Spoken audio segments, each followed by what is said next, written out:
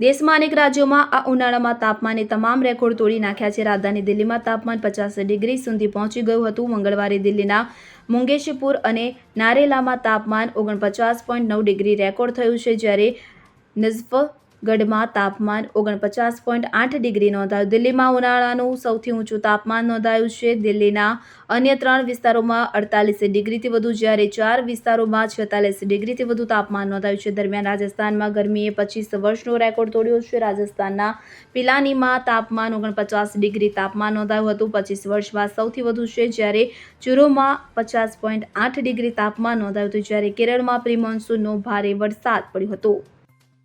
Bureau report CN24 news. હવે જુઓ દેશ દુનિયાની તમામ ખબરો તમારી આંગળીના ટેરવે. ઉઠાવો મોબાઈલ અને Google Play Store પરથી ડાઉનલોડ કરો અમારી CN24 ન્યૂઝ મોબાઈલ એપ.